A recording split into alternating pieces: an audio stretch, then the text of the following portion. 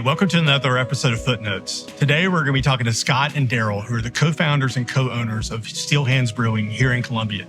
This episode is about more than just beer. It's about how to create a product that's never been done before, how to sell it the right way, how to market it the right way, and to live to tell about it. Stay tuned. I think you're going to like this. Thanks for having us here today for this episode of Footnotes with Scott Lambert and Darryl Frick of Steel Hands Brewing. And we got some of the product here in front of us. I think it's a pilsner. We've already enjoyed a little bit of it, so hopefully this goes okay. But you know, when we were getting to know each other and kind of setting up for this interview, it was interesting that you said this really started from a conversation you guys had at a Christmas party. I think it was.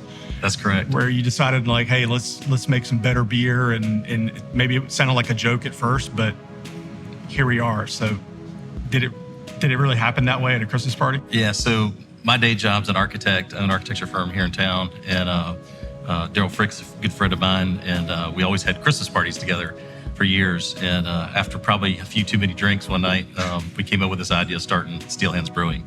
And what started as sort of a joke after several beers turned into a couple years working on a business plan together, and basically begging multiple banks to try to, finance our dream, and that's kind of how it started.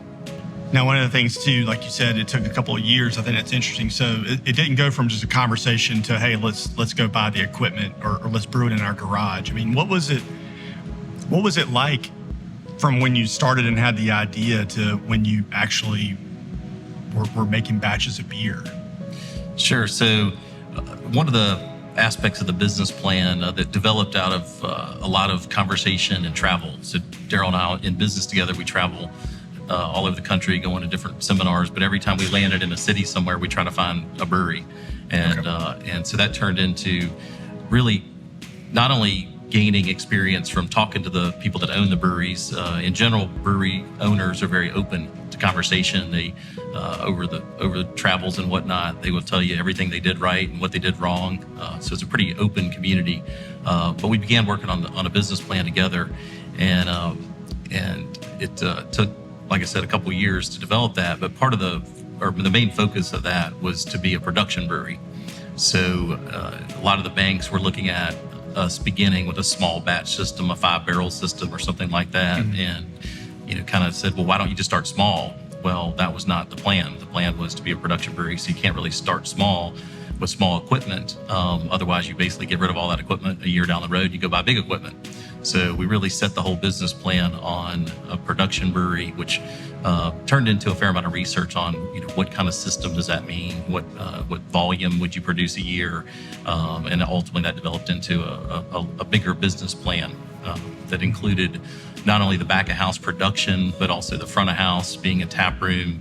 And then we kind of delved into that quite a bit. And a lot of the successful breweries that we visited had multiple components to the tap room. So part of it was obviously great beer, number one goal, sure. But also being able to serve food.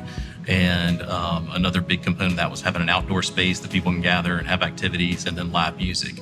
So really combining all those different components into a business plan was really the impetus behind Steel Hands.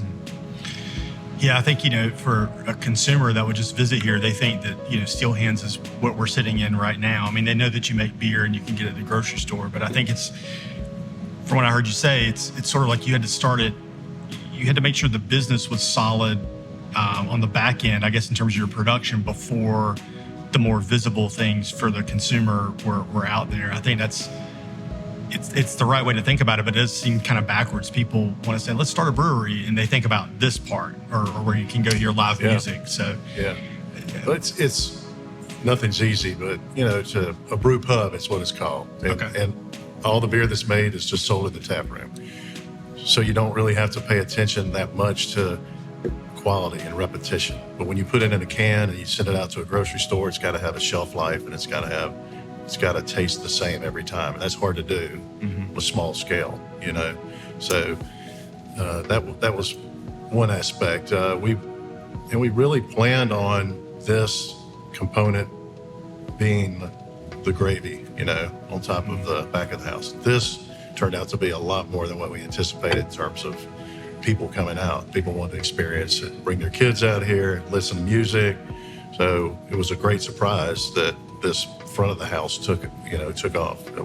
We had a separate front of the house, back of the house. Right. And of course, most of our concentration was done back of the house. The right equipment, the right brewmaster, putting all those pieces into place took a while.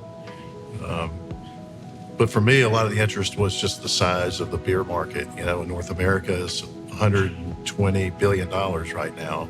So craft beer occupies about 13 to 15% of that space. Okay. So what if that became 20% or 25%? So I read up on a bunch of stuff, and it's like in North America, right, a couple years ago, beer passed milk in terms of packaged products sold in North America. So It's bottled water, soda, beer's number 3, then milk, juices, it's a huge, huge market. So to capture just a small piece of that market would be a great. Yeah, I think it's, deal. 100, like you said, $120 billion market. That I think most people wouldn't, that's a huge number. And then, like you said, the craft is just a 12, 13% of that. Yeah. To your point, I think there's a lot to grow into. So it is a consumer product, and people want to enjoy it and drink it. How do you decide what you're going to make? In terms of IPAs or pilsners or stouts. Who is it? Just you guys own it, and so you get to pick all the flavors, or how does that work? Actually, we have very little to do with that. Truth be known, we probably about a year ago we hired a national sales rep for us. So he's not only handling all the distribution contacts and negotiating those kind of things, he's also researching market trends. So we're looking nationwide at how the beer market's changing, what's popular, and also what our retailers are looking for, what our distributors are looking for. So there's a fair amount of research, I'll say, over the last year that we've been focusing on. When we first started, it was really primarily our brewmaster and what he brewed and what we wanted to do. But as you get further and further in distribution, I'll say there's more strategy that we're infusing into the process now. Mm-hmm. So we really want to try to. It's not what we like; it's what the consumer wants, right? What the consumer is doing. But trying to figure that out's tough, And our brewmaster, he's got 1,000 recipes in his head, legitimately. And for instance, his award-winning beer out in Texas was a smoked beer. It tasted like it had a big smoky, but it just didn't go over here. So interesting. So just because he likes it or we like it doesn't mean it's going to sell, right? So IPAs are still the biggest market nationwide. Mm-hmm. So that's developed over the last several years since we've been open. What type of IPAs, different genres of IPAs. We recently did a fruited IPA series.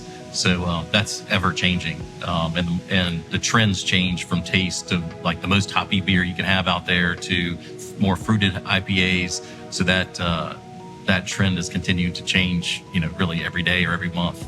So how does that affect you on the business side of things? Of course, you have an expert who is watching the trends, who knows all the technical factors for making the product. But how does that impact you for planning for the business, or is it maybe not as linked? Yeah, so we're actually working on a 16-month brew schedule now. So we're forecasting out, well into next year, or really all of next year, the rest of this year and all of next year, on what brands we're going to market and what we're taking to our distributors. And I think the one thing that Darryl and I've learned over the course of this, it's a lot longer cycle than what it may appear. So, we have to introduce our new styles of beer to our distributors and the retailers now for next year. So ultimately, there's certain times during the year they get into their what they call their resets. Okay. So the grocery store chains in particular, we're meeting now and starting to talk about the brands that are going to hit the market in April of next year. Wow. So we have to plan these things out and talk about, what our offering of beers will be, not only in terms of the flavors, but also in terms of the packaging sizes. So, something that's newer that we're doing now is 19.2 ounce cans, 16 ounce cans we're also doing. And each one of those package types are somewhat specific to where they're going to end up. For example, if they're in convenience stores, there's a lot of movement now toward a higher ABV, higher alcohol content in a 19.2 ounce can. So all those are aspects of what we're planning for the next year and a half, and what those packages look like, and what type of beer is going to go in that type of packaging. Yeah, we have to be a little bit out there. Like he was talking about, we didn't realize going into this, grocery stores only reset twice a year. And during COVID, it was once a year. So whatever product's in there, you just can't go in and say, hey, sell my product. You got to wait till the next set, because the shelf space is already taken by certain brands and certain locations. There's a science, and every store is different. So you got to figure out each store and what they're looking for, how much space they have. And, over the last couple of years, for instance, the seltzers became very popular. Right. So it pushed a lot of the craft beer out of the cold box because they wanted more room for the seltzer. So if you weren't there, it was even harder to get into a Publix or a Harris Teeter or a Lowe's, So there's a whole art to that we didn't quite know about, but we figured out, still figure it out. So let's talk about that. I mean, what are some more of those lessons? Because like I said, I've learned a lot just in talking to you guys. And I think for a lot of people listening to this, hopefully they're getting an idea that it's more than just going to the tap room and enjoying themselves. That the work that goes into creating what you can enjoy here, like you said, starts a year and a half in advance. And then when you want to go pick it up for yourself at home and you're not filling up a growler here, that all happened, or all those wheels went into motion long before that. So what are some other just lessons that you guys have learned along the way, just from good old experience, versus reading about it or learning about it? Or Well, one thing I think is kind of interesting about what we sort of predicted, I'm not sure it's really come true, but the tap room we always envisioned as being a place where people would come, the public would come and taste the beers, and then ultimately that would be translated somehow into what happens in the market. And I think we continue to be surprised that a lot of people that drink our beer have never even been here, which is always surprising to us. We built this facility, so we think people are going to come here and drink the beer. Right. So I'd say that's a little bit of a surprise at times when people are like, "Oh, I love your tropical IPA," and I'm like, "Oh, did you first try it in the tap room?" And they're like, "No, I've never been to your place." So it's just kind of funny. But I think that's one of the things that's been interesting. So I think the market's changed a lot, particularly post-COVID. Like Scott was saying, back in the day, the consensus was you get salespeople. We have salespeople work directly for us, so we don't depend on the distributor to do all the heavy lifting for us. We try to get out ahead of them. So the general consensus was, if you get your product into on-premise places, which are bars, restaurants, hotels, that will then translate into people buying in the store. Well, during COVID, all the bars closed, right? Wow, all the restaurants closed. So there was none of that could happen.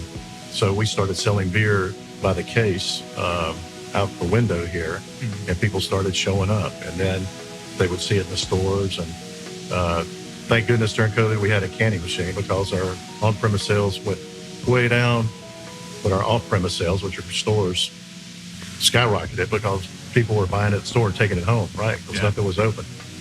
Lessons learned, we tried to anticipate the COVID coming back. I think we did a pretty damn good job at that. We figured South Carolina would probably loosen up quicker than others. So during the COVID, we hired 2 or 3 people. It was very risky. We built this beer garden out here while COVID was going on, anticipating Memorial Day, which about almost happened. So everybody else was sitting around waiting. Right. What do I do? Well, day one, we were open. Gotcha. And, okay, well, let's talk about surprises. Yeah, so the way beer's sold in this country is varies state by state. And South Carolina, it's a 3-tier system, which we like, but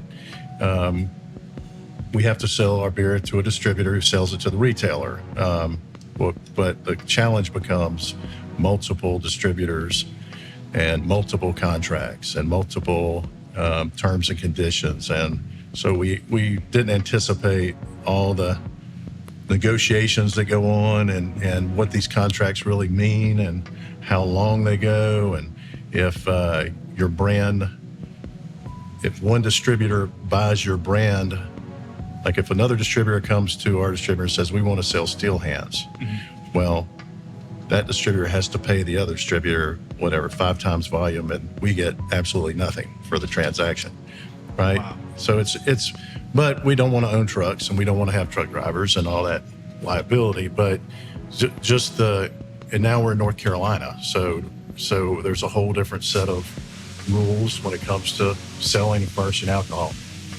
And Georgia. Okay.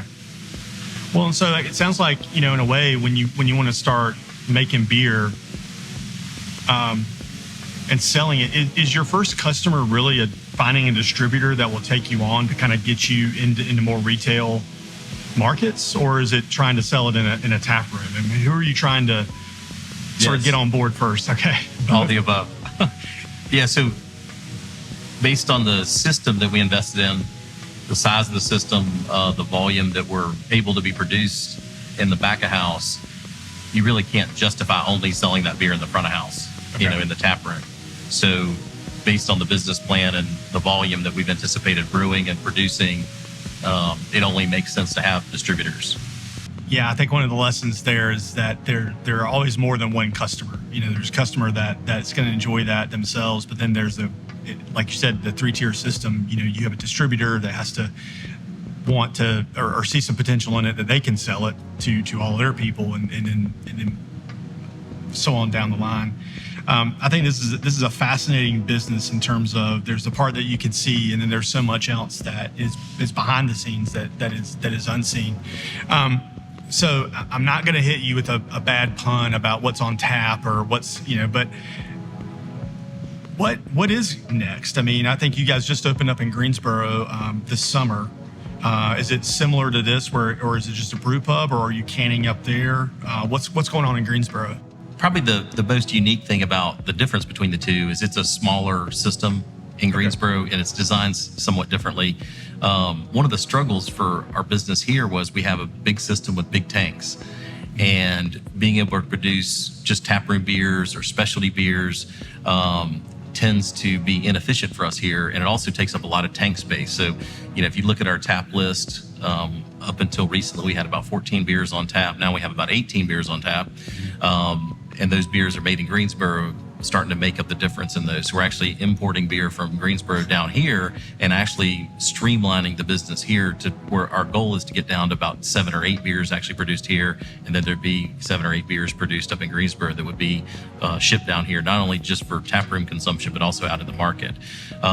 So with that system up there, another part of the game plan is what we're calling the tank series. And so we're producing kegged beer that will go out into the market, and there's a big focus and a lot of on-premise accounts for specialty beers, and they're always wanting something new. We call it rotation nation for the taps. So we weren't really fulfilling that need.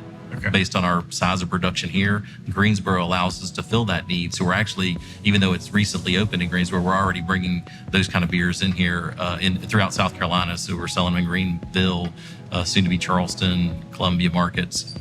So it's actually a whole nother kind of business plan that we're working on-premise draft accounts that are wanting that constant new beers available. And which was a little difficult here to be able to do that, as we're focused more on the production on canned beers and kind of larger production model. Well, we've got a full-blown tap room bigger than this one there. We've got a distributor up there, just like we do here, but it still looks a lot different. So it gets complex, and the finances of selling beer here to there, selling beer from there to here, and it's a challenge. For instance, up there, we have beer that's made here that we want to sell in our tap room, just like we sell it here for people to come in. We have to sell it to the distributor there. He sells it back to us at retail, just like he does any other brewery. So we have to be strategic, right? We have to figure out, okay, what we're going to brew where, how much we think it's going to sell, and then minimize the transportation costs and the overhead and the kegs and all that. So it's and how do you get the beer across state lines? So most distributors won't carry the beer across state lines. So actually, one of our friends started a trucking company on the side to transport beer back and forth. So you got all the appropriate licenses to move beer back and forth. So a lot of logistics as you cross state lines and start, opening a business in another state. But talking about the future, I think, our plan was to continue to grow. It has not been without pain, for sure. But, we're testing now in Greensboro. If you have a local point of production where everything's created, does the market look like it does here in Columbia? Said another way, we tend to struggle outside of the Columbia market, Charleston, Greenville, Spartanburg. They're successful, but they're not anything close to Columbia. So if we can replicate this in Greensboro, that local market, including Raleigh, takes off like this, then we figured out, okay, that's what we need to do. Yeah. And maybe we do it one or two more times.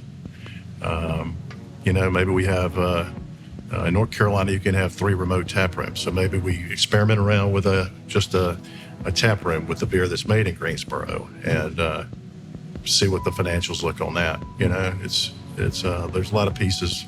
You've got the food component, you've got the entertainment and live music component, you've got the tap room, you've got the back of the house. So it's almost like 4 or 5 businesses wrapped up into one. But anyway, we want to keep growing. Yeah, I think that's an interesting point. Scott and I were talking about that earlier about the sort of multiple businesses under one roof. It's not just the beer; it's the beer in the front, it's the beer in the back, so to speak. It's the you have a restaurant that operates here, oh, yeah. And then to your point about booking entertainment and having things that people want to come and see, just for the good of the community, but also it's good for the business to drive people in here. Well, thank you for doing what you're doing. I mean, it is a lot. It sounds like a lot, but I'm sure it is a lot. And just like you said, all the things that you've learned about, alcohol laws, and I mean, just even having to buy beer from yourself to sell back to through yourself, I think. All those things, and that you guys are still in it. And you also have day jobs, which is also interesting, and that you're able to keep it all going. But, as a member of the community that enjoys it, thank you for doing that. But thank you for operating just a great business. Awesome. Thank you.